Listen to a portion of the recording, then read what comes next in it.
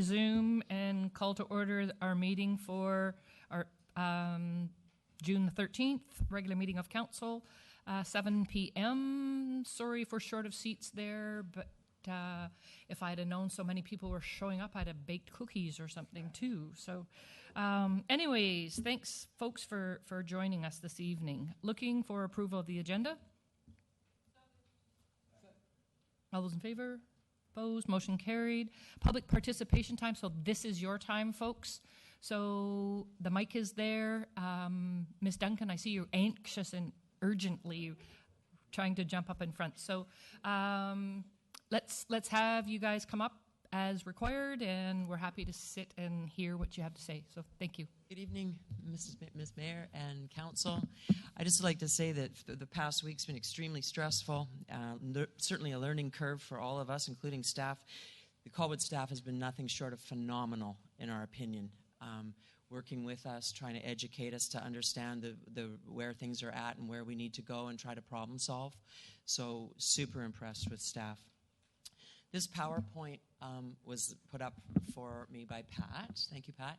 And what it is it's our 543 Latoria has had a DP on it since 2012. This is my box of all of our permits achieved DP, DVP, all the paperwork that approves this subdivision. We've just completed paving, our portion of paving, the new Latoria alignment and sidewalk, and the rock wall that you see up here, rock wall number 9, is already built. We've made our application for the building permit for the site as a whole. The site was approved, the grades were approved, the road alignments, the road grades were all approved prior to 2012. And we have to build these walls to nestle in the building envelopes to get the prep grades that we need to make this tough, they're very tough and challenging site work. And we've been working with Patrick Lucy. You'll notice at the very back where the park has been extended with that green line, that's wall number 5. It's got a structural engineer, it's got a geotech engineer on it. It's been my civil engineers submitted the drawings that are approved. Every wall that's on this site has been designed by an engineer, and anything that's over 1 meter 2 just goes hand in hand, that the geotech must be involved, that the inspections on the bases, the inspection from services, all must be approved. In the packages that I've dropped off and that you all have here tonight, which I really appreciate that happening. In here I've got a letter from Helen Lockhart dated May the 31st. Yes, you can build the wall now. So we commenced building that wall before the building permit process was voted on and passed. And we've been progressing as a subdivision that is under permit and under legal construction.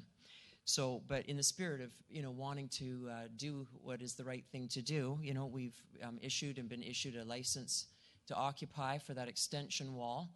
And there's our geotech's approved plans for it. It's built to the hilt. And there's our civil engineer's drawings for the servicing and silt trap and storm drainage.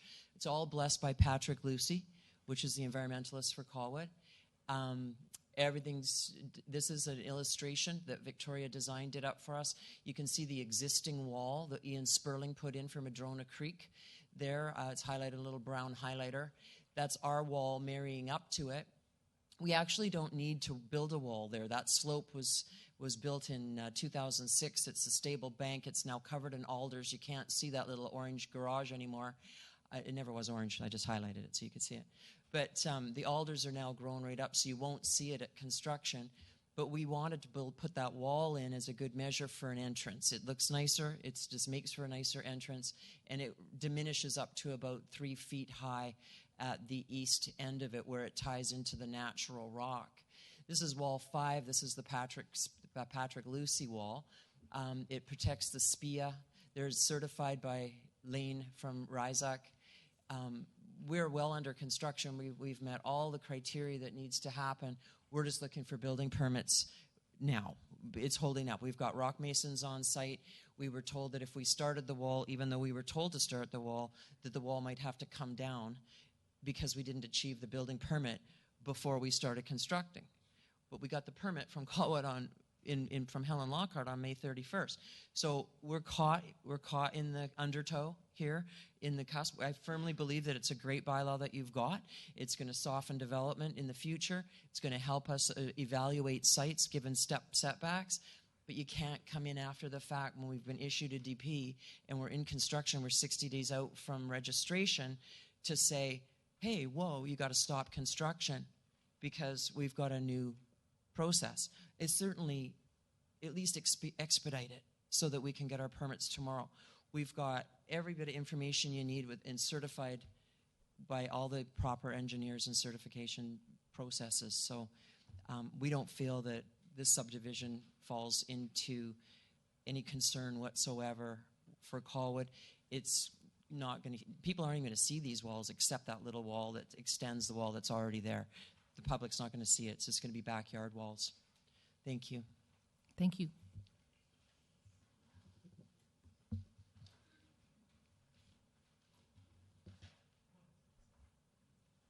Good evening. My name is Jared Steingard, 3111 Wood Park Drive. I'm a member of the community and also a professional engineer. I'm working on the adjacent subdivision of 517 and 534 Latoria, right next to Kathy's. And I just want to echo the same comments that she has. It has been a steep learning curve, and I want to echo that. The engineering department, the building department have been very helpful in trying to steer us through this process. For the adjacent lands, which I represent, all the visual walls that would be the most impactful to the community have already been constructed, and those are the perimeter walls adjacent to the Pondside Terrace and Latoria Road. The walls that have been applied now for a building permit are the interior walls, and those are between the steps of the lots. And due to the topography of the site, it is a road that comes up the slope and accesses Kathy's property, provides access to lands beyond. And so it's sort of one of those difficult situations engineering where you have to get from A to B, and you need a road in between to do so. And in order to get proper building envelopes, we will need to put retaining walls between those lots. So simply put, that's what has been applied for, and it is just these interior walls, which once the houses are constructed, they could be backfilled against and could disappear altogether, a good majority of them. So, echoing what Kathy has already mentioned, the 517 and 534 Latoria project would also like to see some form of cooperation to get those walls approved, as they wish to be compliant with the new bylaw as well. Thank you very much. Now, a different matter. My name is Brian Belcher. I live at Madrona Creek Townhouses at 551 Bazanton Way. I'm here this evening regarding item 632, rock crushing. My wife and I have been residents of Colwood for over 6 years and moved out here from Saanich. When we took possession of our place, the development was quiet and surrounded by trees on both sides. Then in approximately 2011, a clear cut took place for the development at Coleman Place. A year later, another clear cut took place on the other neighboring property at 517, 535 Latoria Road, which is the subject property. This clear cut site sat dormant for 2 years without any works taking place, such in contravention of the development permit and bylaw. In November 2014, activity began at the site, including continuous blasting, excavation, and rock crushing. The blasting alone has caused damage to neighboring properties, as reported to your offices, along with the press. There is a revolving door blasting permits being issued, approximately 6 continuous permits happening. My house is situated parallel to the rock crusher and loader. This piece of equipment operates most days. This will be the second summer in a row that we have had to keep our windows shut and cannot sit on our deck to enjoy the outdoors during the equipment operation. You may think I'm exaggerating, but I am not. I welcome any member of council to attend my residence and listen any day. In addition, as evidenced and reported to bylaw enforcement, the contractor has been seen bringing loads of rock onto the site from other sites, crushing and either using at the site or transferring to another site.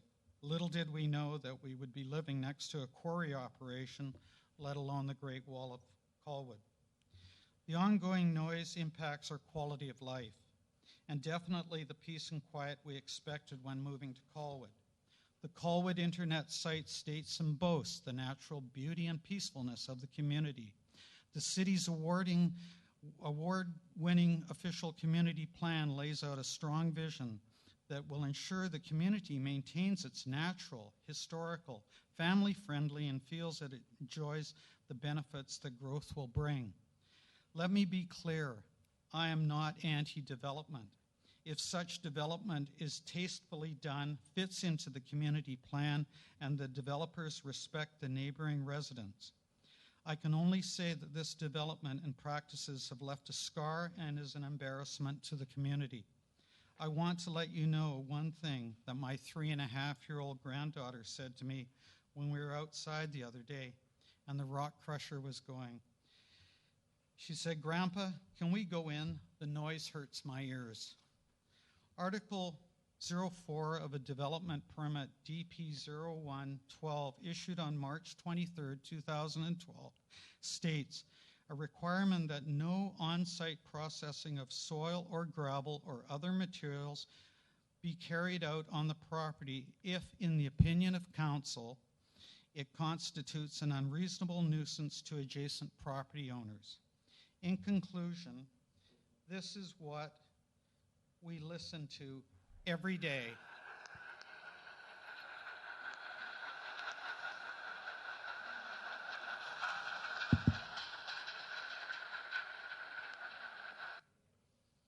Thank you for allowing me the time to speak. Myself and neighbors trust that you will adopt the recommendation of your staff. Thank you.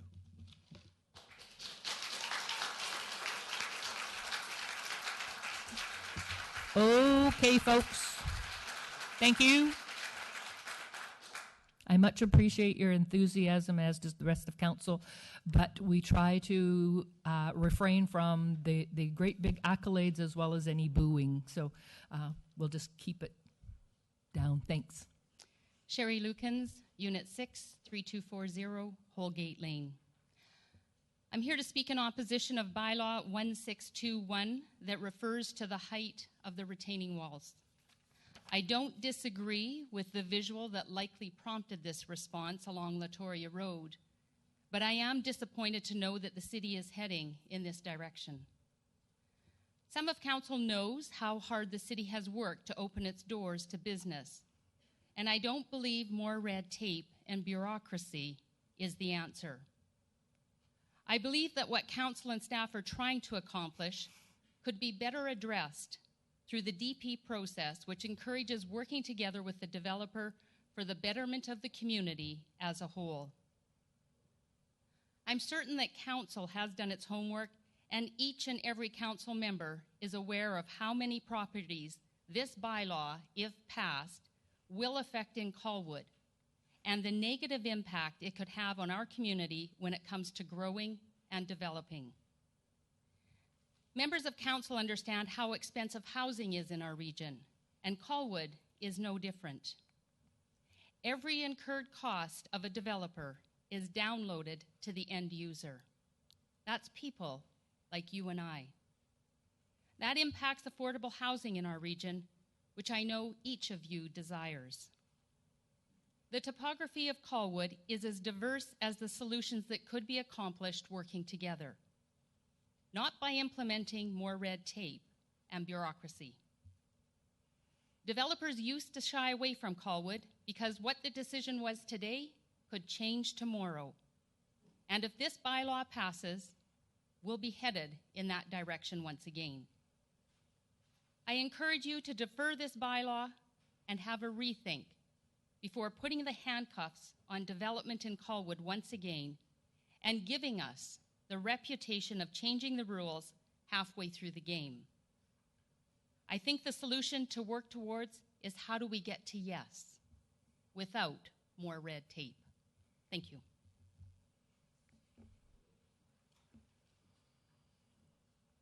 Good evening. My name is Cece Tavares, and I also live in the community that Brian does at number 17551 Bazanton Way.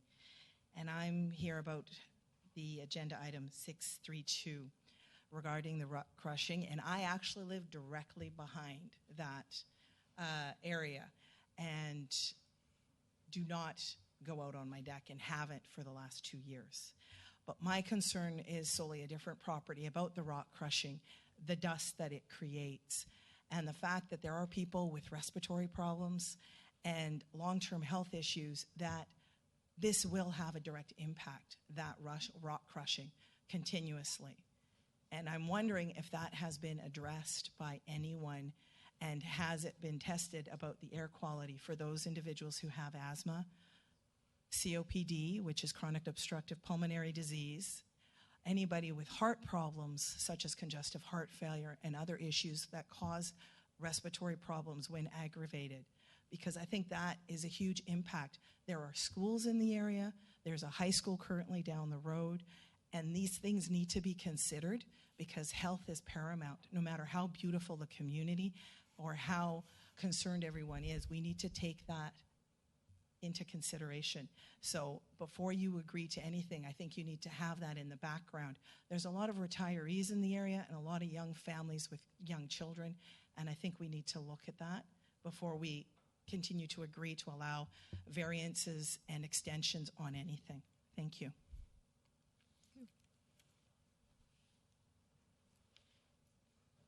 Hi, Len Wansborough, 83 Melbourne Drive. I'm a resident of Colwood and do business in Colwood. I've been involved with real estate community. We built Madrona Creek, and I just wanted to talk to really the walls and the retaining walls, and I think we could do this in a better way through the development permit process. I'm actively involved in a project I finished in Duncan where we had a 40-foot high wall. We put a concrete retaining wall up that was done through the development permit process. That looks good in the community. It had elevations. It wasn't opposed by the by the community that lived in that area, and it was an infill development. I've also been involved with one in Nanaimo that had the same issues, and I'm doing a project in Ladysmith today that has a high slope. And we live on Vancouver Island, and we have slope issues, and obviously I think I'm trying to do a good development in the communities I work in. We just recently built the hotel and the apartment building on Whale Road, which actually has a 35-foot elevation change on it from Wilfert to Whale, and we worked with the planning department to, I think, come up with a good development there and created the density that supports the tax base in Colwood now. I don't believe under the current bylaw that could have probably happened because of the elevation changes. And so I think we can work respecting the community as developers and creating value for the community and density through the development permit process. And we don't need a bylaw like this that could potentially is going to either restrict development.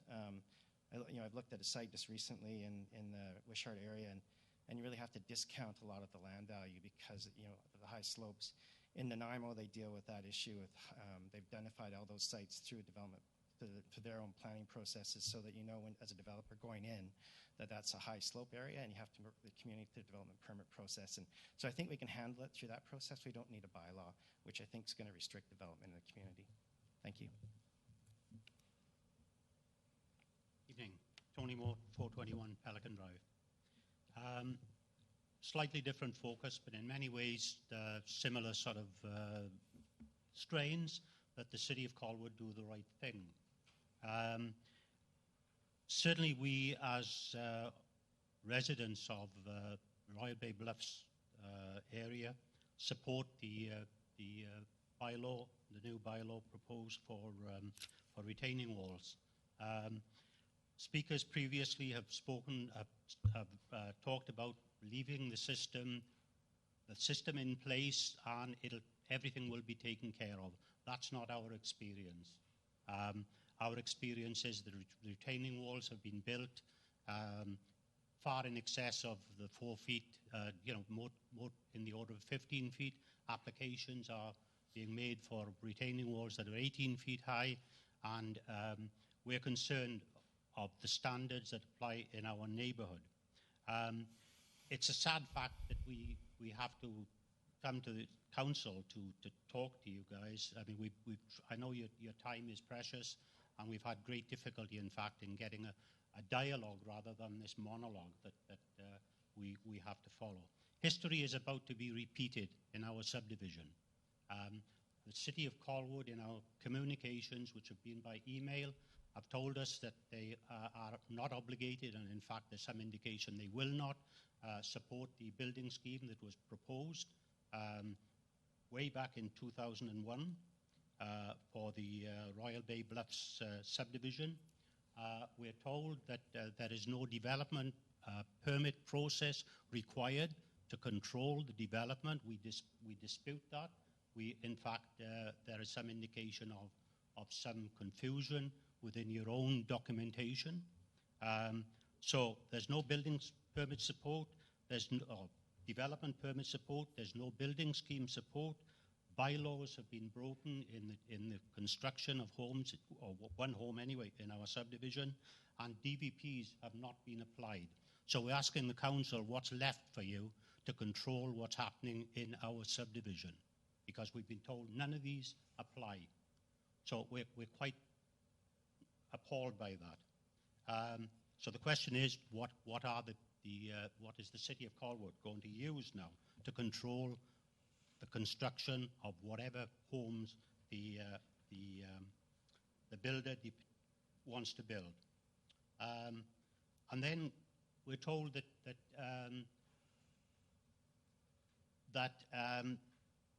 you have that your lawyer, in fact, has told us just today that we as inhabitants or residents within the subdivision cannot impose building standards on another resident. That's what we were told by our lawyer today. Now, in the meeting that we had, of council meeting of December the 7th, the then CAO told us quite clearly that it was a private arrangement and we had to take care of the building standards ourselves between the residents. So there's an example, in fact, of confusion on documentation or communications that we get. He told us that the City of Colwood is under no obligation to support the building scheme. Well, this comes through in so many of the documents that you look at with the City of Colwood. No obligation. No obligation means you can or cannot. And I appeal to you to start doing the right thing. If there's no obligation, it means that you can also obligate. You can do the right thing. We're asking that you do that. We spoke a little of intensive development and the fact that lots under 550 square meters do not require a development permit. That's quite staggering. In the case of the development that took place in Seashell, the occupants knew, residents rather, knew of the design that was being put in place. And by the way, it hasn't been built to that design. But the first we knew of it was, in fact, when a DVP was applied for and the building permit had already been issued. We were then told, tough, the building permit's been issued, there's nothing you can do about it. So we would like to have some input into what's proposed for our subdivision. It's important to us. Our property values have been assessed by realtors, and they've told us we've lost value on our properties. So one of the planning guides, the pillars of planning, is in your own planning guide, is that it's intended to uphold the value of residences in an area. So we ask you to do the right thing. Thank you.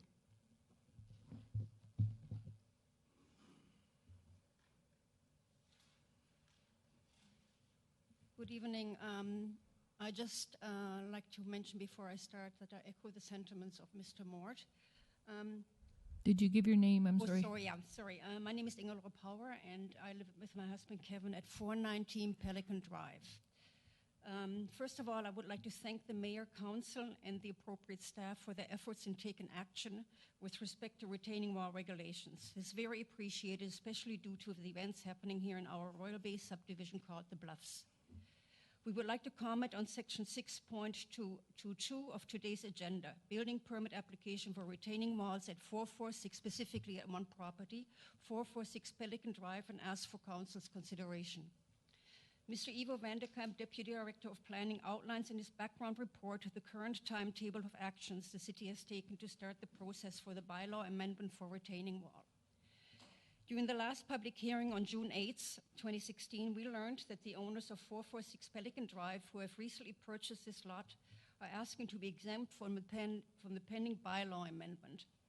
They wish to erect retaining walls intended for their new home construction on their recent acquired property, and the height of these walls will be outside of the guidelines of the pending bylaw amendment. There was also another presentation from developers of the Latoria Road construction site. I believe we'll listen to that at the beginning of our this evening, requesting to be exempt from the pending bylaw amendment for their future spec home construction. We became very concerned when we learned the request of the owners of lot 446 Pelican Drive. This lot is located in our above-named subdivision, which outside of all applicable city and BC bylaw requirements has a building scheme registered on title, just like on all other lots. All new home construction, as well as alterations on land and existing homes, require the stamp of approval of the administrator indicating that the building scheme conformance has been met. This needs to be done prior to applying for any permits at the city. Lot 446 Pelican Drive is one of 6 lots which have been sold recently. 3 of those sold lots are located direct above our home, 419 Pelican Drive. Unfortunately, we have already been forced to deal with a huge retaining wall erected next to these 3 lots immediately above our property. In our opinion, granting exception to the pending bylaw amendment could open the door to the owners of all other lots recently sold, lots to ask for exemptions as well. This thought terrifies us. We certainly do not wish for additional disputes with future neighbors. However, after reading through Mr. Vanderkamp's report, we were relieved to find out that due to the pending bylaw amendment, the city has options available to withhold this application until the pending bylaw amendment has been passed. We realize it will mean the owner of lot 446 Pelican Drive would have to go through the development variance permit process, since the retaining walls requested are a lot higher than outlined in the new retaining wall guidelines. But this process will give the neighbors living within a certain vicinity, through a public hearing process, the opportunity to view the plans of the proposed new build. They can voice their opinion during the appropriate meetings. We believe this is a good thing. It seems as the owner is at this point applying for a permit just for a retaining wall, rather than going through the complete process for an application for a permit for new home construction. This appears more applicable in this particular scenario. All documentation necessary for this process to apply for a new home construction is outlined on the appropriate permit application. We do not know if the administrator of our building scheme has been involved with the owner's presented request. As mentioned above, all plans for alteration to land, new home construction, and existing homes require the stamped approval of the administration of our building scheme, indicating that the building scheme conformance has been met before all permit repairs are remitted by the owners to the city. Perhaps this procedure has already been followed by the owners of 446 Pelican Drive. I don't know at this point. Regarding the exemption request of the developers of the Latoria Road construction site, it looks as if there are still extensive site preparations underway. And I personally, this is not on my script, I personally feel and have compassion for the people who live in that area. It appears the developers have a lot of time left to address future retaining walls if they become necessary on that site and are outside of the new guidelines via the development variance process. Therefore, we fully support the staff recommendation for Council to withhold the building permit application at 446 Pelican Drive for a period of 30 days. And due to our mentioned concerns, we would also like to ask Council to exercise its option of passing a resolution to authorize the permit application request to be held for an additional 60 days to enable Council to complete consideration of the bylaw that is under preparation. We also ask Council to apply the same option to the developers of the Lotoria roadside construction. Thank you very much, and we appreciate your consideration. Thank you. Thank you. And just before the next speaker steps in, we do have a policy of a 20-minute public participation so that it allows for all the business to get done. We've exceeded that, and by policy, I need to get a council majority on continuing it now or delaying until we're through the rest of our business. So I would just ask council to weigh in whether you'd like to. Are there many more aside from the two that are standing? So council, would you prefer that we hear now, and because it appears to me that it's relative to business coming forward, or cut it short, or cut it towards time? Councillor Day. Thank you. I would move that we hear 4 more speakers. That's how many hands and people that I saw who wanted to speak right now. I think we could do that. There might have been 5. I been just 5? want to. Yeah, I think there was 3 in the audience and the 2 standing. Okay, So. I amend that to 5 then. Seconder, please. I'll second that. All those in favor? Opposed? Motion carries. Now you may proceed. Thank you. Good evening. My name is Larissa Horler. I live at 3640 Propeller Place, directly adjacent to the rock quarry operation on Latoria Road. I'm here regarding 6.3.2, the rock crushing. I moved to this property in 2010 from Beijing, China. Little did I know that moving to this property on Propeller Place, I'd be moving into a circumstance similar to living in Beijing. By this, I mean I live in a dust bowl with particulate in the air that causes asthma. I have asthma.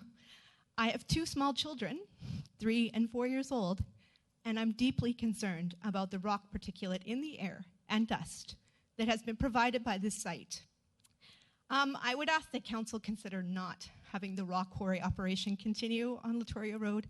My quality of life obviously is not great because I can't go outside. My children can't go outside, and realistically, we have no enjoyment of our property.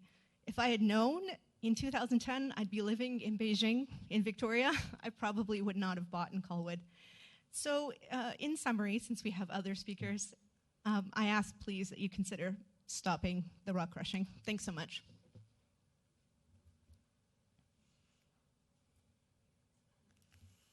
Thank you. I appreciate the opportunity, Mayor and Councillors, to address you. I will be very brief.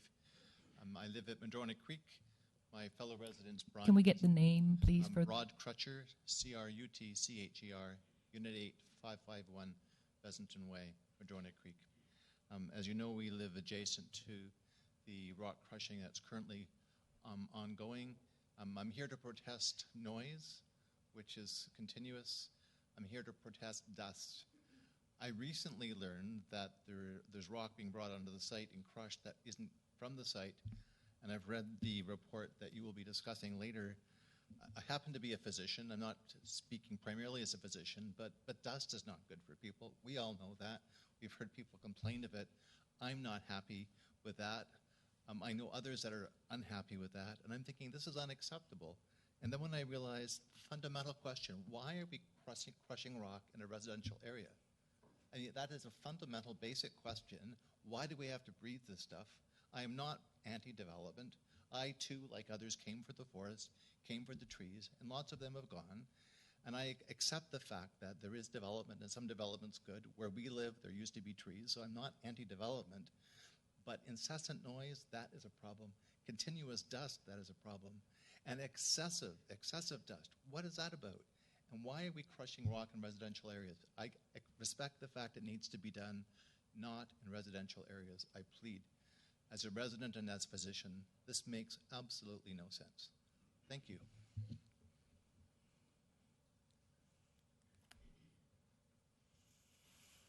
Hi, my name is Carrie Arnott. I live at 3667 Seashell Place. I am very much in support of the retaining wall bylaw that's coming about, and that's mostly because across the street from me there is a house that's going up that has what we call in our neighborhood the penitentiary wall. And I invite all those people that are out here to come up Pelican Drive and look at the retaining wall. For those of you that say that there's a possibility of aesthetics, there is not. There's no way to hide that wall as we come up the way. I'm also here to say I'm disappointed by, again, I've got a letter today from the Colwood's lawyer. This city doesn't support covenants, ask the neighbors to do that. It doesn't support their own bylaws, doesn't communicate with the neighbors that bylaws are going to be set aside, doesn't support the building scheme in our area, and I'm just thinking in the end, my realtor, I have two things that came about in the last year. My sister, who visited me from Alberta, drove down Latoria Road with me and said, "Why is the city of Colwood building a castle?" That was the first one. And the second one was my very good friend who came up Pelican Drive and said, "What the hell? Why is there a monster being built on that slope?" And that was a direct comment about the retaining wall for the property that sits across the street from me. My realtor and assessor has just given me a report this week that says I've lost $75,000 in value in my house.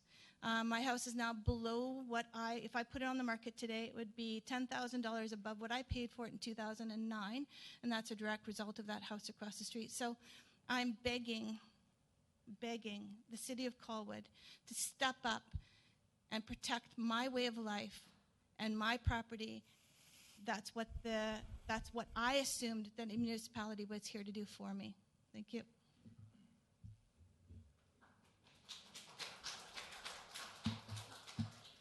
Thank you. Hello, Chad Pretzel, 446 Pelican. I just want to make 2 points. Number one is that as recent as yesterday, we did speak with the site administrator regarding our engineered retaining wall, and it's been very positive discussions. So I just want to make that known for the record. Number two, reading the report that was prepared by the Deputy Director of Planning, they indicate this buffer zone and statutory right-of-way, that the charge that is on title actually affects a number of homes on that street immediately adjacent to us. And I would just like to note that the statutory right-of-way charge is for, I have a copy of it here, I'm sure you've read it. It is specifically for sewer, drainage, water, and utilities. If you look at your report that the Deputy Director of Planning has prepared, you'll see that the services and that statutory right-of-way are actually on the roadside, not on the back of the lot. So in consultations with our lawyer, they're under Property Law Act, Section 35, Paragraph 2. We may apply to the BC Supreme Court for an order to cancel and strike the statutory right-of-way. And there's 5 reasons why the court, we can petition the court and they can order it struck from the title. We believe we meet all 5. Number one, we believe that the changes and the reason why the statutory right-of-way is there is deemed obsolete because the services are already on the front of the lot. We don't see that we'll ever, have service in the back of the lot. Number 2, the reasonableness use of the land is greatly impeded. Approximately 40% of our lot is in this buffer zone, let's say. And most importantly, if you look at your aerial photo that was provided, these lots that are adjacent to us actually have already infringed and built retaining walls on their lots, and they've got nicely landscaped and manicured lots in that buffer zone. So we believe that another reason, so number 3 on the reasons why we could have it struck from the title, is that we believe the registered instrument is invalid and unenforceable, as in 2008, when all these houses were built, they were infringing on that statutory right-of-way. And I'd also like to note, which is probably the most critical point, is that We closed on our lot March 15th. We had an accepted offer the middle of February. In January and February, we came into the city multiple times to discuss our proposed plan in anticipation of filing for a building permit. And not once were we ever invited to come out to these meetings, these hearings, until we were notified on May 12th that, your plan, your geotechnical drawing, which we had submitted in April, would be outside of that bylaw. And then we came to the June 9th or 8th meeting. So that was why we were here. So realistically, the reason why we bought the lot, and it takes time to create plans and engineered drawings and site concepts and house plans, so we believe that an exemption should be made based on the decisions, the information we had to make our decision did not include anything with the retaining wall. Thank you very much. Hi, my name's Daryl Bordian.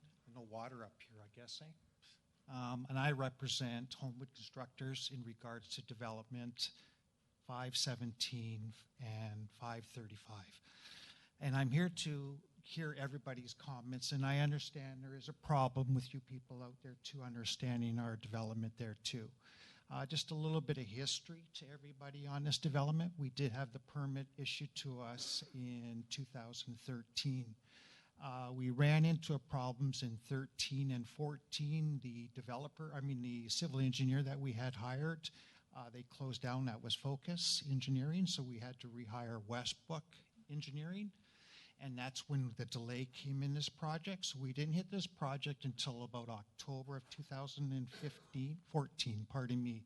And that's when all of this work started. And we started blasting and we started crushing. Well, we started blasting in October of 2014, and yes, it's still continuing today. We've had some hiccups with the blasting on that site because of bad rock.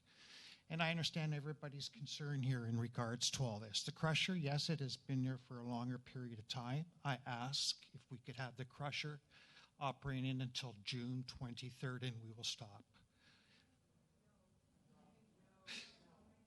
I ask, okay? I want to make sure that we understand a couple other things. The schedule for this project is phase 1, and that's to do the first 33 lots. And the schedule is to finish crushing all our rock by June 23rd. That's a week this Friday. Blasting will continue to the middle of August. Phase 1 is completion is the end of October. And then we'll be out of everybody's hair on that first phase, except for the development of the housing. I understand there's been a concern with the size of the retaining walls I have done there. I don't want to comment. If you drive around, you'll see other areas in Colwood, Langford. There's walls that are even higher than ours. And if you just go on the top of... I understand Can you address council, please, and not the audience? Thank you. Okay, I will do that. So I understand now there's a concern with the height of the retaining walls. I issued for a permit today to all of the interior walls that are going to happen. The walls on our property lines are completed. Now all I'm asking you for is the ones on the interiors between the lots that we do. And then, like I said, that's the best I can do for you. We are trying to get this project finished by the end of October, so we'll be out of everybody's hair. And then the landscaping will start on Latoria within the next couple of weeks, and that'll improve the retaining wall too. Thank you. Thank you.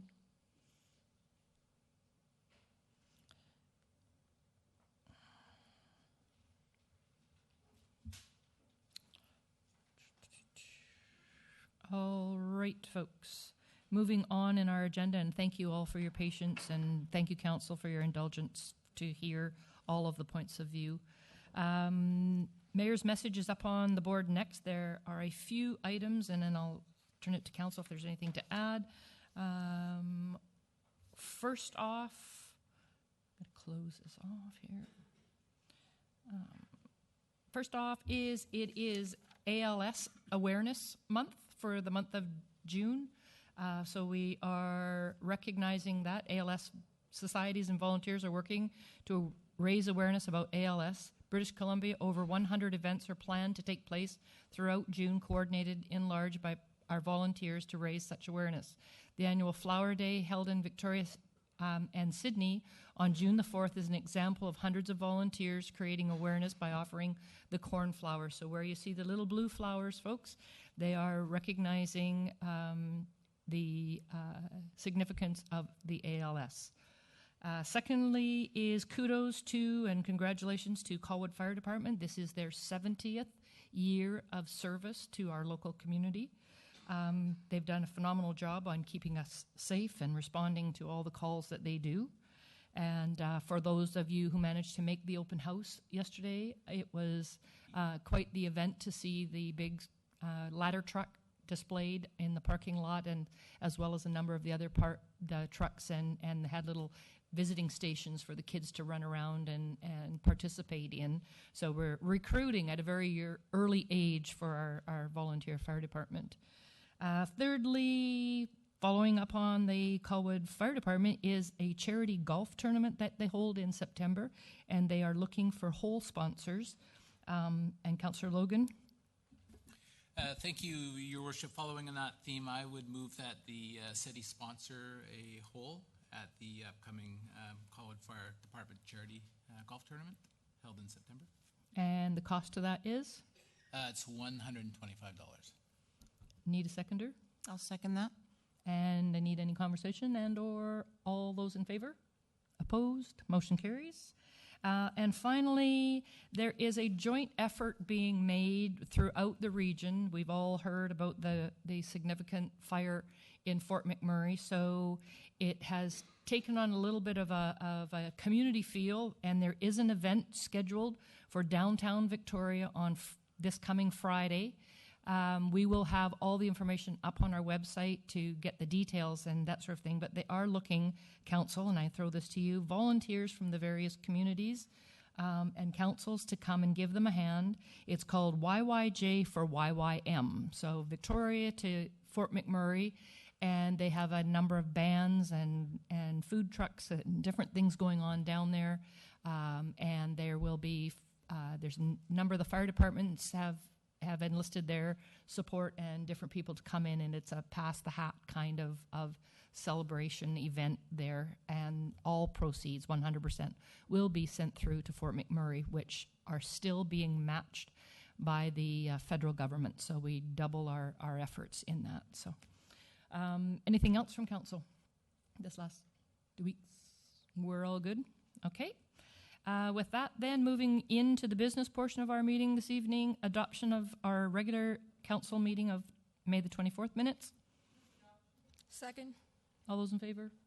Opposed? Motion carried. A number of minutes to receive this evening. Economic Development and Innovation Committee, March 17th. Planning and Land Use, May 17th. Protective Services, April 20th. And Transportation Public Infrastructure, May 2nd. Move receipt, Your Worship. Second. All those in favor? Opposed? Motion carried.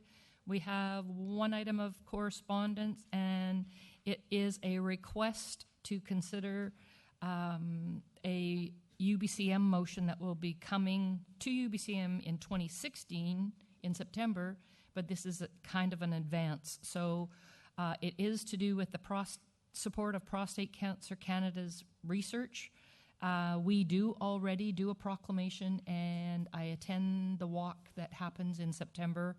And then the other one that they're looking for is the second resolution, which is to ask the provincial government in making that PSA test a free thing, so we can.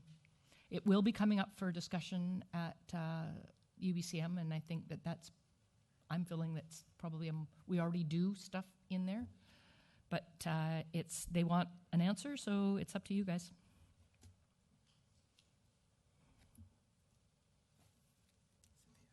Madam Chair? Yep.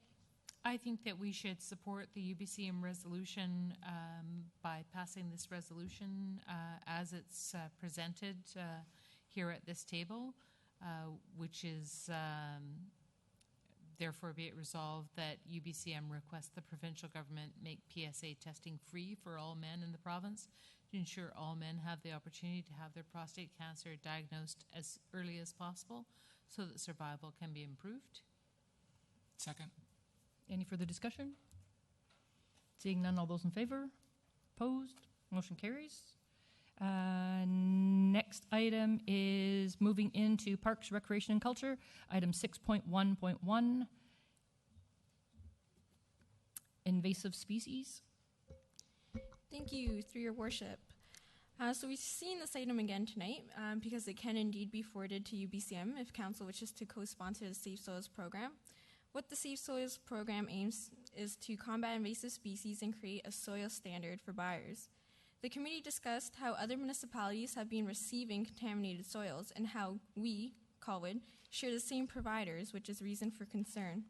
Specifically, our Parks Department have been seeing an increase in invasive species in the Royal Bay area. That being said, I so move that council endorse the following resolution. And I won't read out the whole thing. I'm sure you've read it.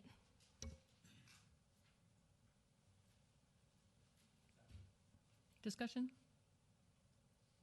All those in favor? Opposed? Motion carries. Next item,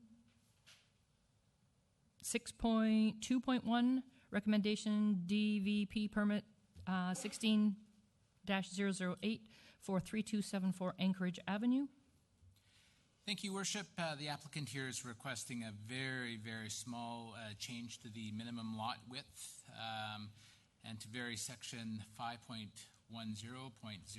of the Land Use Bylaw 151 by reducing the minimum lot width from 15.0 meters to 14.7 meters in order to subdivide the land, creating 2 single-family lots. It was recommended by committee, and I so move that development variance permit number DVP 16-008 be authorized for issuance, which would have the effect of providing a relaxation of minimum lot width pursuant to section 5.10.07 of the Land Use Bylaw 151 from 15.0 meters to 14.7 meters on the property described as Lot 8, Section 35, etc., etc. Second. Discussion? All those in favor? Opposed? Motion carries. Next item, 6.2.3, memo in regards to 324 Goldstream Avenue, Pacific Center, request for a reduction of landscape security deposit. You missed one. Did I miss one? 6.2.2. Oh, 6.2.2. Pardon me. Back right up. Deputy Director of Planning, building permit application for retaining wall at 446 Pelican. Thank you, Madam Mayor. Staff received a building permit application for a retaining wall at 446 Pelican Drive. As per the building bylaw amendment, bylaw number 1622, adopted in May of this year, a building permit is now required for any retaining walls over 1.2 meters in height. The wall that is proposed exceeds this 1.2 meters. The plans show the wall ranging in height from 0 meters to 3.6 meters along the rear property line, and from 3.6 meters to 5.5 meters along the southern side property line. As the city currently has a bylaw in progress that would set a maximum height for a retaining wall at 1.2 meters, the proposed wall would exceed that maximum. The Local Government Act gives Council the authority to withhold a building permit for a period of 30 days if it passes a resolution identifying what it considers to be a conflict between a development proposed in the application for a building permit and the bylaw amending the land use bylaw, which is under preparation. Staff recommend withholding the building permit for the retaining wall for 30 days from the date of application, and that a further report be considered during the 30-day period regarding withholding the building permit for a further period of time if necessary. Thank you.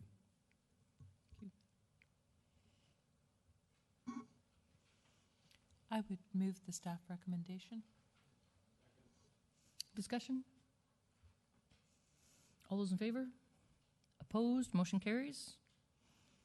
Moving then to the one I jumped ahead to, 6.2.3, 324 Goldstream Avenue, request for reduction of landscape security deposit.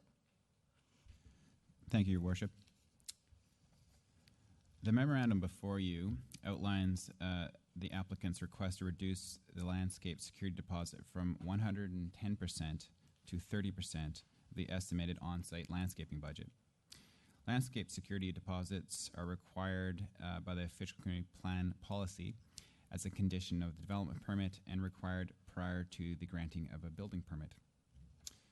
The Pacific Center Families Association is a nonprofit organization that has stated to staff that they rely on careful allocation of their finances for programming.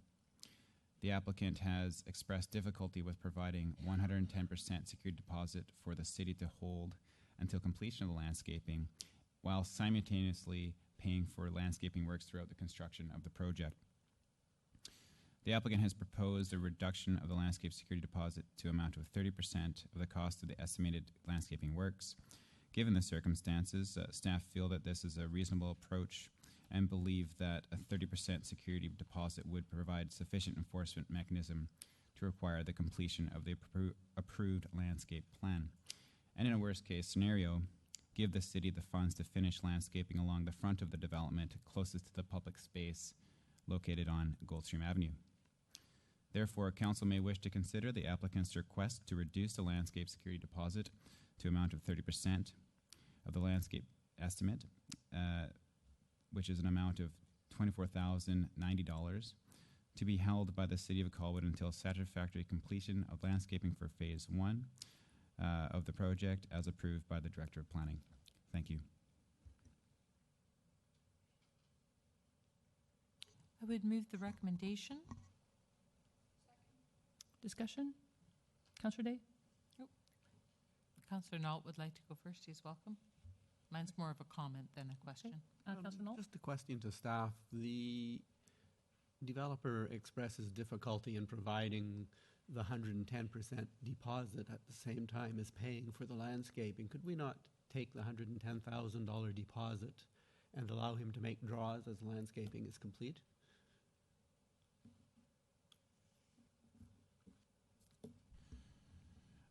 Madam Mayor, staff have looked at several different scenarios, and we felt that an incremental drawdown would have some challenges for staff in terms of the way that the security could be provided. If they're letters of credit, there could be some procedural challenges with that type of scenario. We certainly did investigate that with the finance department, and it was felt that that wouldn't be an advisable approach in this case. Councillor Day?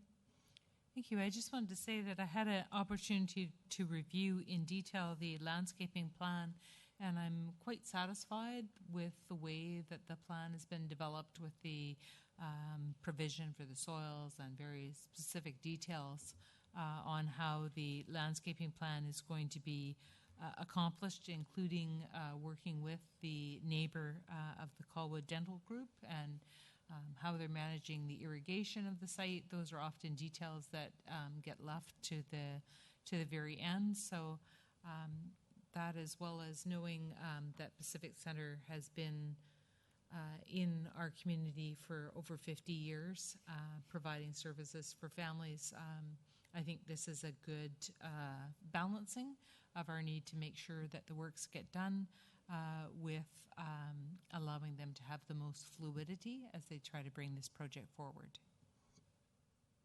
Any further discussion? All those in favor? Opposed? Motion carries. Moving into finance, 6.3.1, report bylaw enforcement officer, dust control bylaw, MTI. And Your Worship, I can introduce this. I believe it was in January, Council had requested that we look into a dust control bylaw along with the retaining walls. And are we on? Sorry, is that better? Louder. Staff were reacting to a request from Council to prepare a dust control bylaw to prevent dust from construction sites that occurred last summer in that dry drought conditions that we had.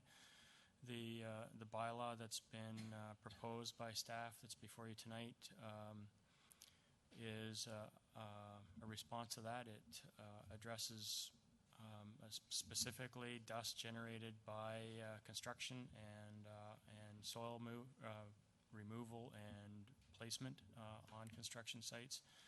There is a fairly strong fine associated with this. We felt that it was important that any fines that were a result of not complying would have to be high enough that they weren't simply a cost of doing business.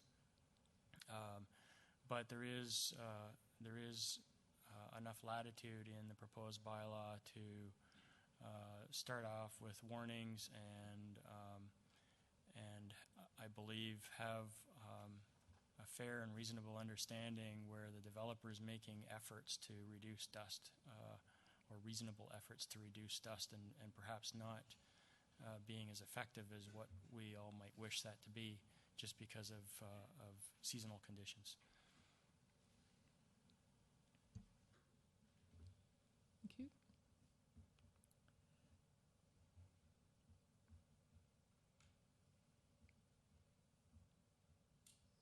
We have a recommendation before us. Second. Discussion, Council? Councillor Logan? Thank you, Your Worship. Just a couple of questions through you to our CAO. There's a couple of options on dust mitigation. One is using potable water. So my concern, I guess, is if we get to the point where potable water is a concern because our reservoirs have been drawn down and whatnot, we have a prolonged drought. How does that affect the dust bylaw?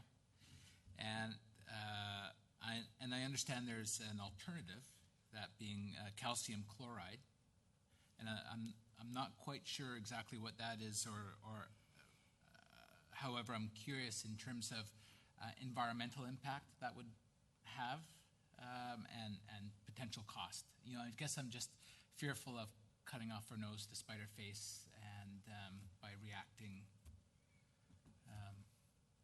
and not looking at other alternatives. I may, Your Worship, I may need assistance from additional staff on some of these questions.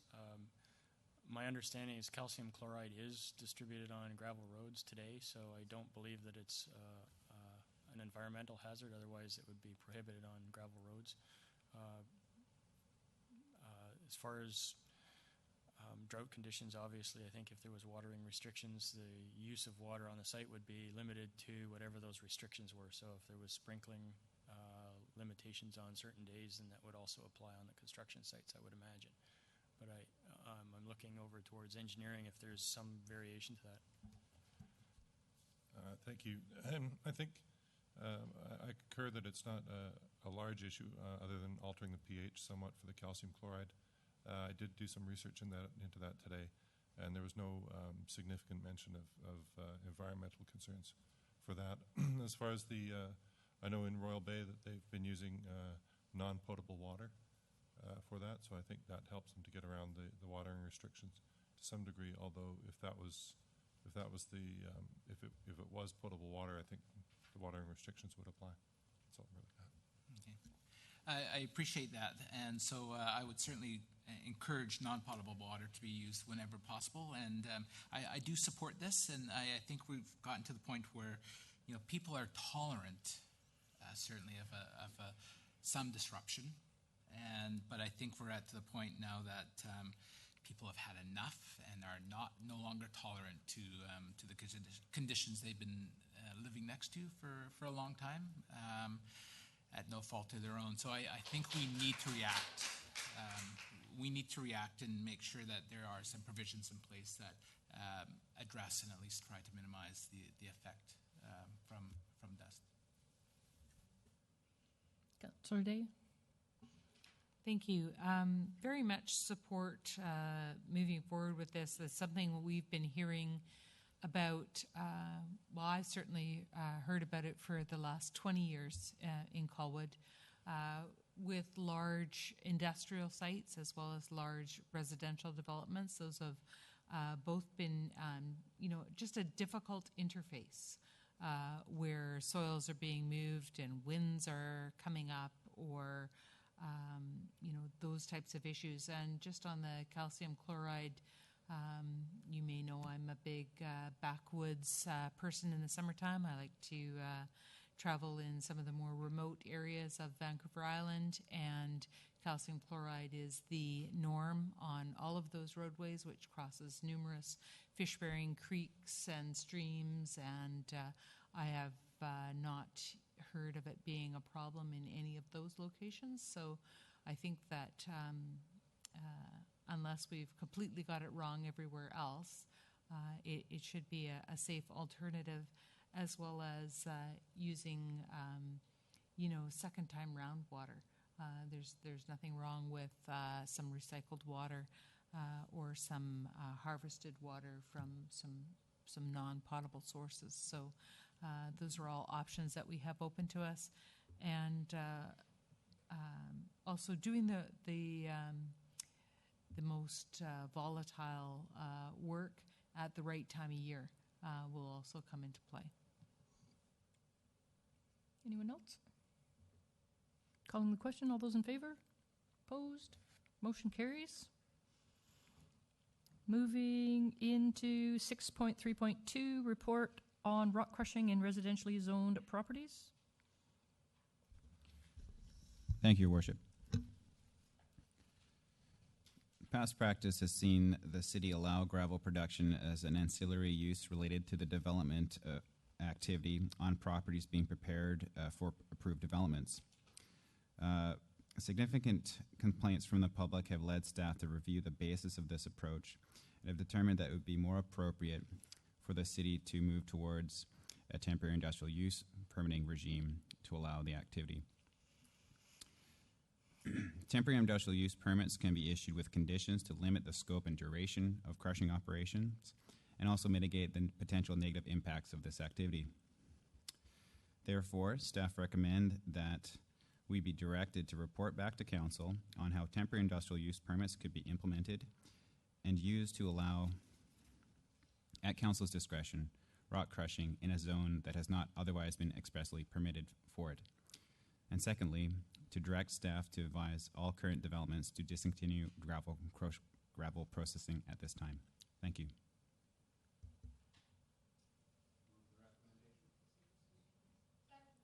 Discussion? Councillor Knoll?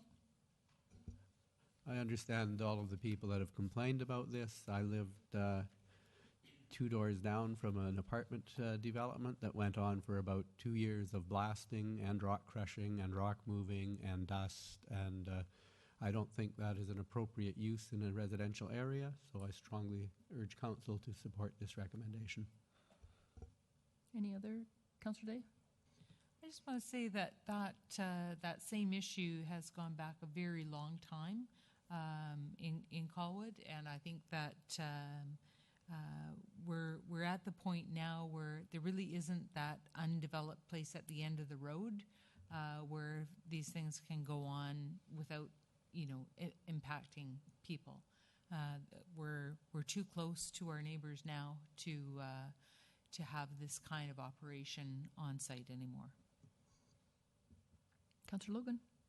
Thank you, Worship. Well, initially when the city started allowing rock crushing, it was all for a very good reason, and environmentally keeping the product on site. But at the time when we had the discussion a number of years ago, it was meant to be more of a short-term type of operation. And I think Councillor Day put it well, that the residents here are in a difficult interface. And again, I think there's that tolerance. But certainly, for a year and a half, or 2 years, that tolerance level decreases significantly. So it hasn't been a large issue until recently because the length of the rock crushing has exceeded what was originally envisioned. So, this is not to say that the city won't allow rock crushing, but certainly there has to be some controls, and certainly the residents need some assurance that there is a drop-dead date. And, I understood there is some skepticism based on some of the dates that were presented tonight, and so I think the permitting will help alleviate some of those anxieties by having some sort of control that the city can put into place. Thank you. Anyone else? Call the question. All those in favor? Opposed? Motion carries. Looking for 6.3.3, report in regards to request for waiver of noise bylaw for the Tour de Shores, West Shore Stop, June the 25th, 2016. You can lead this. Thank you. Thank you, Your Worship. Excuse me.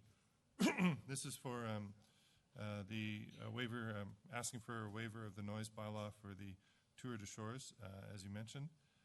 This is to take place on June 25th, 2016, and would allow for amplified acoustic music under 90 decibels on Saturday, June 25th, 2016, between 4 p.m. and 8 p.m.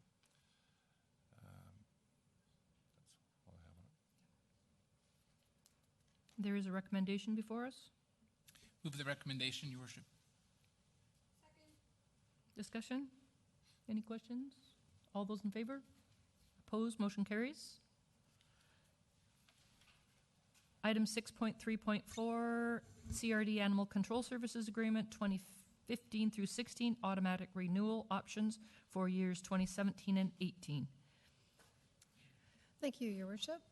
The CRD has provided animal control services to the City of Colwood since 2004. And just for Council's information, the Chief Bylaw Officer for the CRD is here tonight in case Council has any questions or comments that they'd like to make. Back in September of 2014, Council passed a motion authorizing renewal of a contract with the CRD for years 2015 and 16, and that agreement will expire at the end of December of this year. The agreement includes automatic renewals that could take place for year 2017 and for year 2018. And there's a requirement that if the city is not going to renew or the CRD does not want to continue with the contract with the city, that notice has to be given before the end of September in every year.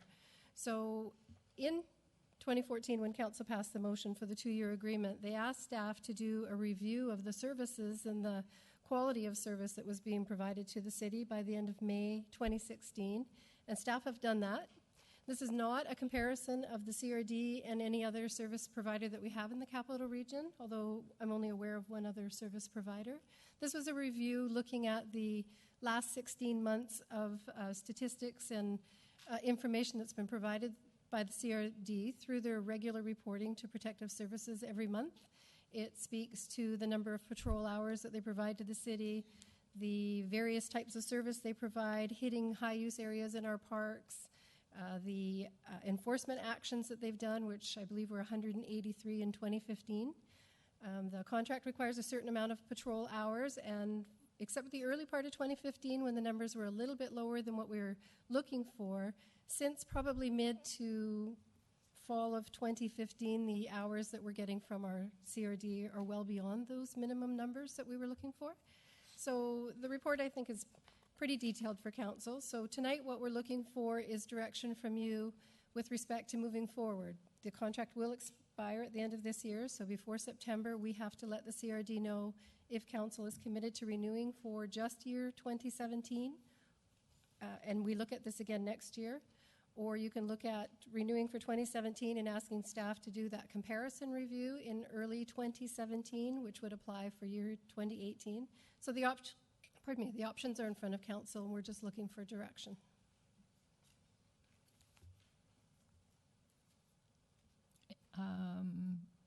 Officer Brown is in the office somewhere. I saw him. There you are, Dawn. Any questions to Dawn?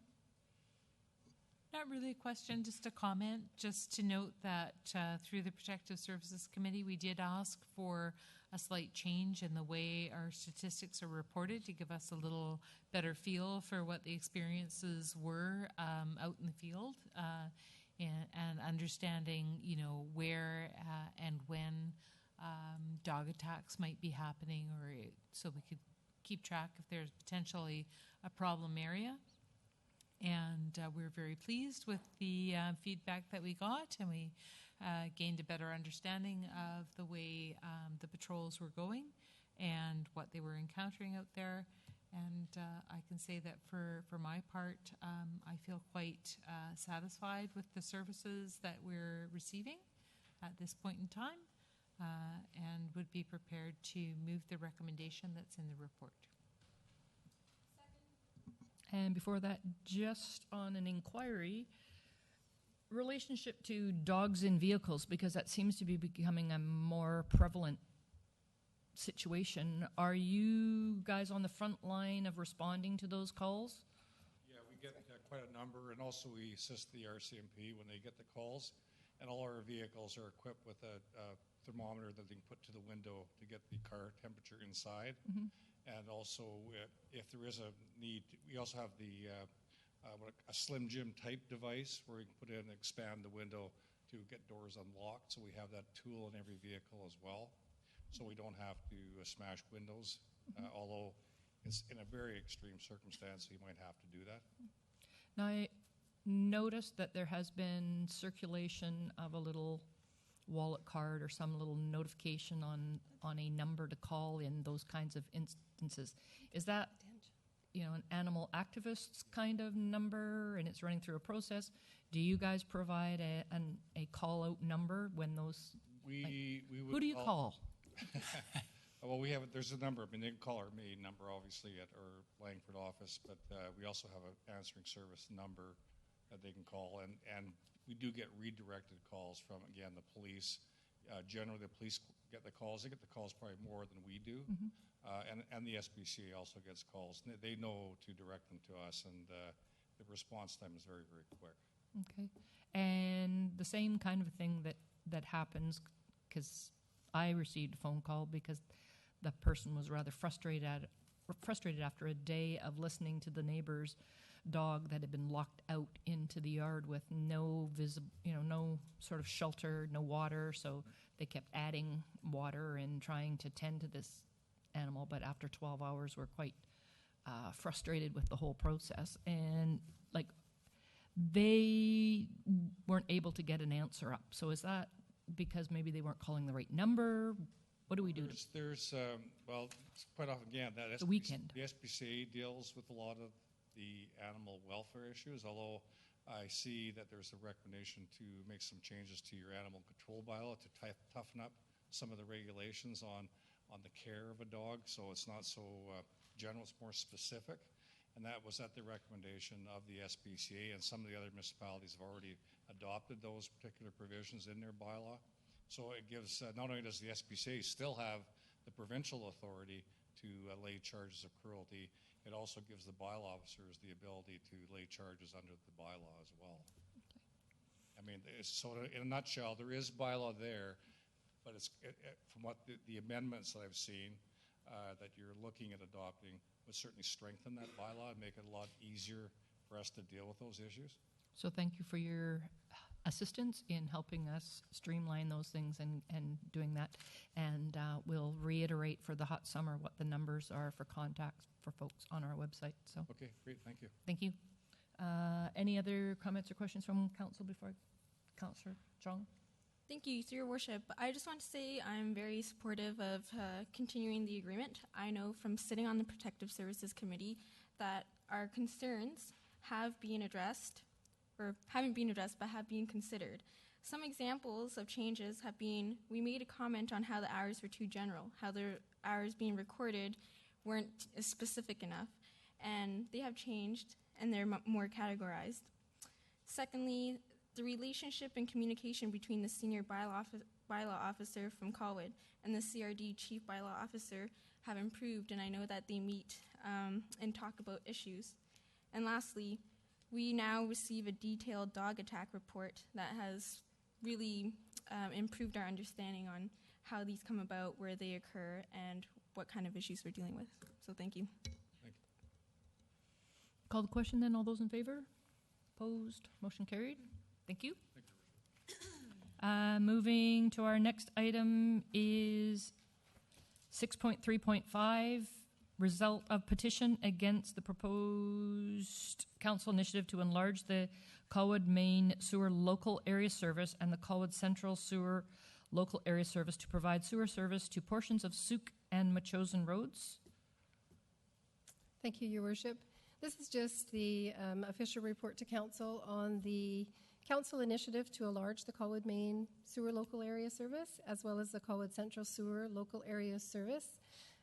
Council undertook this as part of the sewer settlement agreement to go to properties that are along Suka-Machosin roads and a couple of little side roads in that area to be included in the sewer, in a proposed sewer expansion.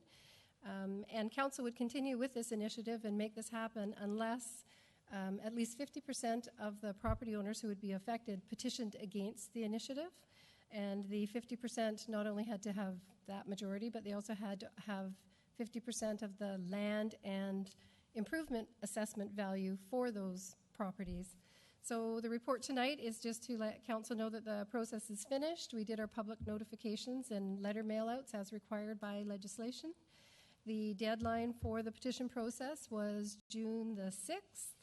And I do apologize, the original memo that I gave to you said June the 30th. I have no idea how I did that, but it has been corrected to June 6th and corrected on the website.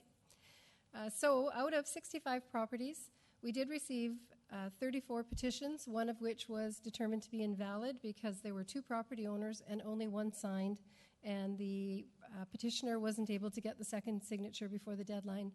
So the requirement would be out of 65 parcels, they had to have 33 valid petitions, and they achieved 33 valid petitions.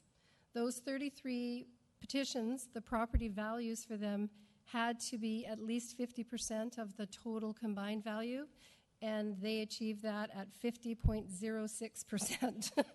So they met the requirements, which means their petition against the council initiative was successful, and so council does not proceed with its initiative as proposed. Any questions from council? Councillor Logan? Thank you, Your Worship. I'm a little disappointed, but you know, you got to cheer the democracy side of things. So that's from that perspective, it was wildly successful. So I appreciate that. Through you, Your Worship, to the Deputy Director of Engineering, what's the next step? Because the pipe's going to get laid. Clearly, there's a number of residents that want to hook up, and we want to facilitate that. My understanding of that is that those residents can still apply to hook up. By petition. I'll leave that by petition. I'll leave that with Pat. She's a little more familiar with that. Yeah, the process does still allow the people who are interested in being a part of the sewer that's coming through on Suka-Machosin roads. The process allows for them to petition in, just as we do throughout the city of Colwood for all the different northwest and different areas of our sewer system. People can petition in.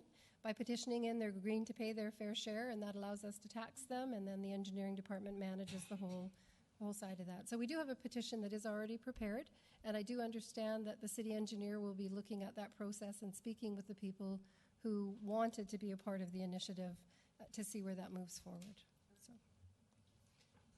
And just to follow up on that, so the 33 that clearly had identified not, what's the communication to them in perhaps feeling confused that still this is happening? There will be an official letter that goes to them advising them of the outcome, but we wanted to report to council before we report it out to the public. My understanding is our communications manager also intends to put more information on the website to build on what we've done so far, to not only let people know what the outcome was, but to make sure that they're aware that if they do still want to be a part of this sewer system, what steps they take to make that happen. Thank you.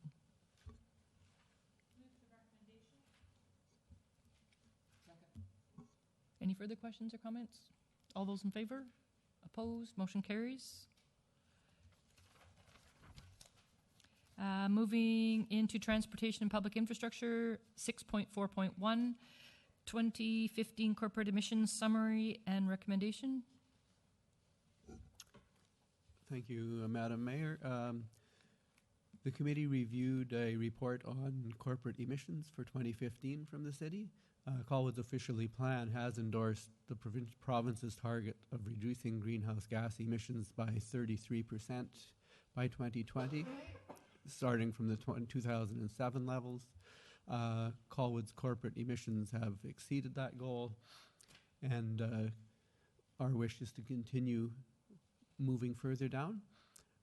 Some of the challenges presented will be our public works vehicle fleet, there are a number of vehicles that cannot be done electric. They still have to be diesel or gasoline driven. Nevertheless, we're fairly confident we can continue to reduce emissions. Is a motion from the Transportation and Public Infrastructure Committee, and I would so move that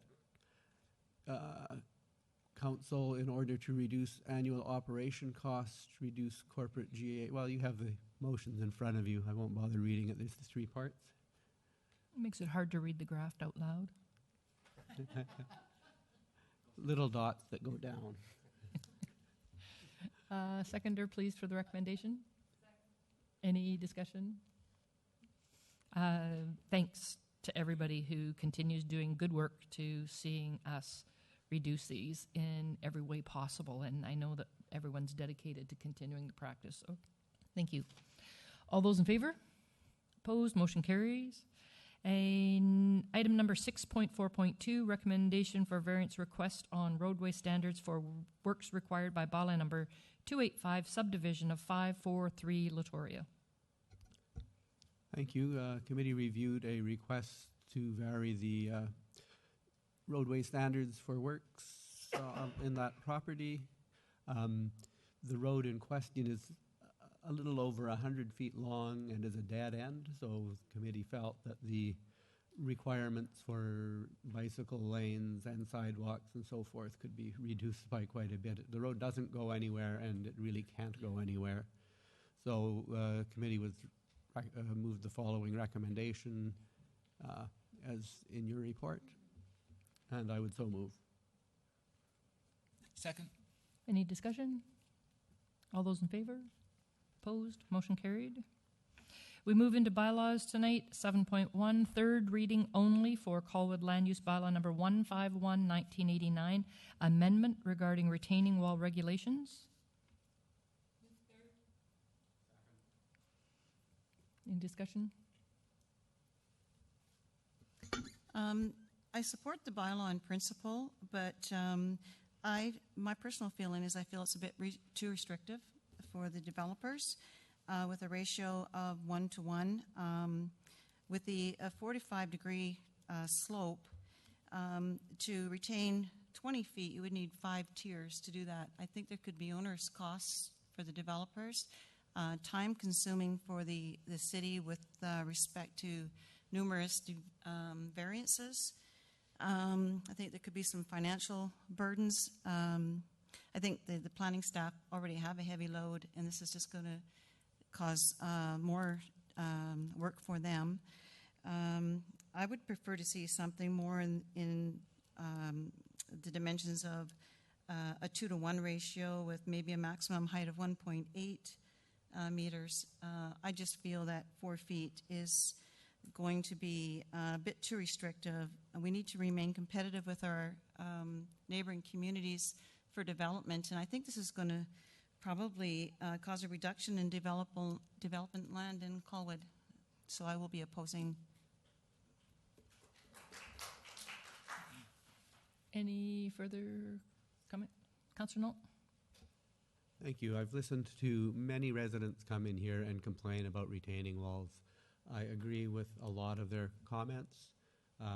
Under our old bylaw, it was basically anything goes, and we see where anything goes leads to.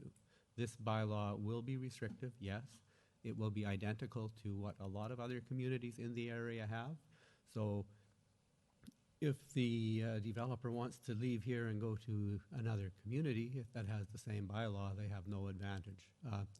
I think the bylaw is very good.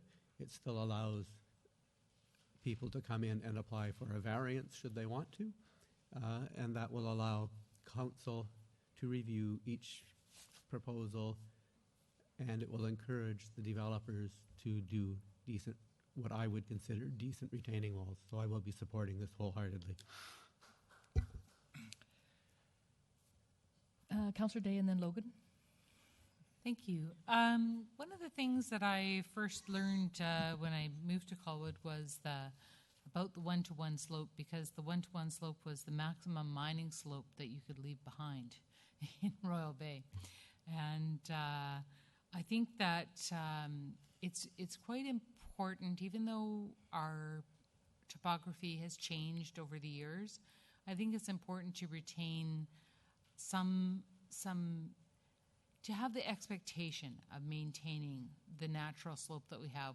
We have a number of places where very steep slopes have been left. Rocky Bluff on Wishart Road next to Rockwood Terrace was left. And really the only animals that can enjoy that is the birds and well, we don't have goats, but I think the deer do make it around the bottom a little bit. But it's very difficult, and it's quite difficult to manage that liability issue. So I think 4 feet as a baseline, you don't need to get a permit if this is what you're doing, is a safe level. No one's going to break their leg or their neck from a 4-foot wall if they hop down off of it.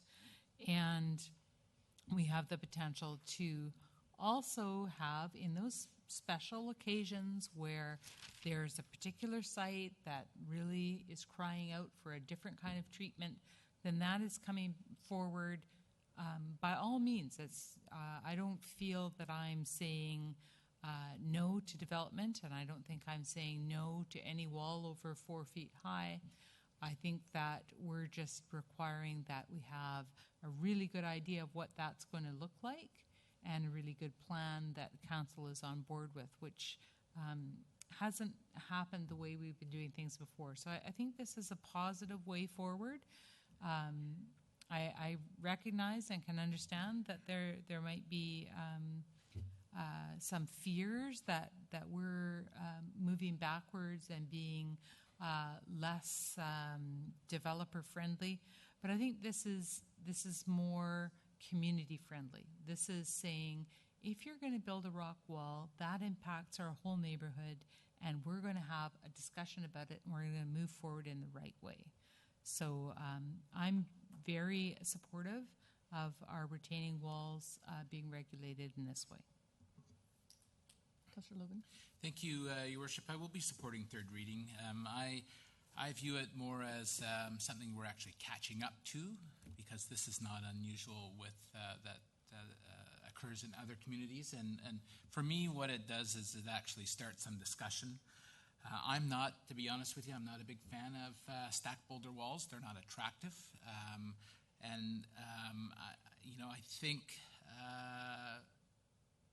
I think there are demonstrations that are proven that alternatives work. And I think we need to have that discussion to look at those alternatives and to actually for the city to have a say in how neighborhoods are shaped. And we heard loud and clear that these stacked boulder walls are not ones that are favored within the community, pure and simple. I do have some sympathy, though, for the developer that's well underway with their project on Latoya Road, and the need to look for an exemption because if you're going left and we tell them to go right after they've substantially altered the site and got their servicing in, that just isn't right. New applications is a different thing, but in-stream applications is another story. So I guess I would, through you, Your Worship, to staff, ask how we would address the concerns that were brought up tonight by the developer that is well underway on Latoya Road for an exception. Your Worship, the section of the Local Government Act that proposes that council can withhold a building permit while there's an in-stream regulation being considered by council is not something that is mandatory for every single building permit that is being submitted to council. And through some extensive discussions with staff today and with our legal counsel, we feel that there's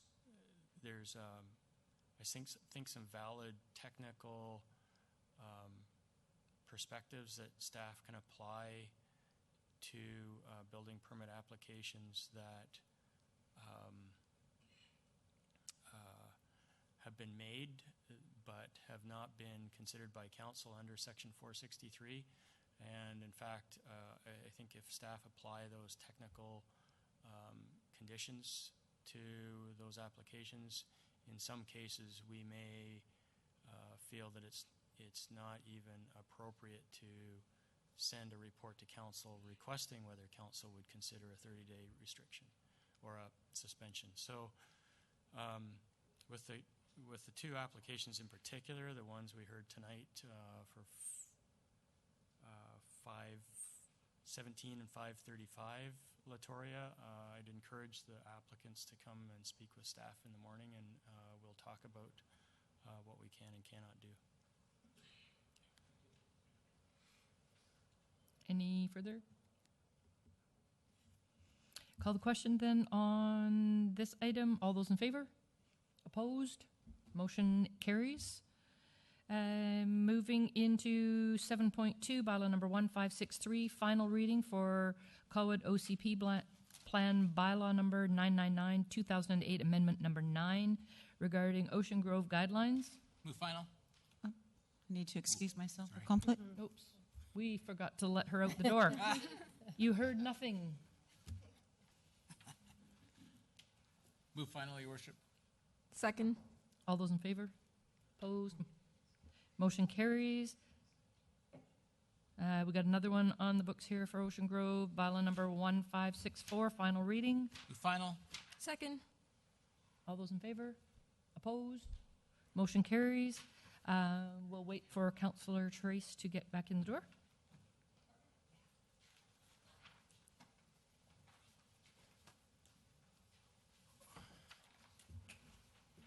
Thank you.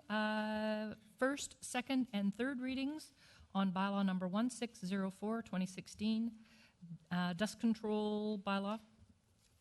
Move introduction. Second. All those in favor? Opposed? Motion carries. Any discussion, comments, queries, questions? All those in favor? Opposed? Motion carries. Move third. All those in favor? Opposed? Motion carried.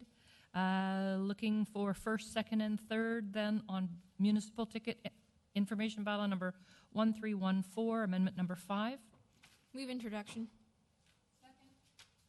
All those in favor? Opposed? Motion carries. Move second. Any discussion, comments, questions? All those in favor? Opposed? Motion carries. All those in favor? Opposed? Motion carried. Looking to move in camera. So moved. Second. All those in favor? Opposed? Motion carried. We will take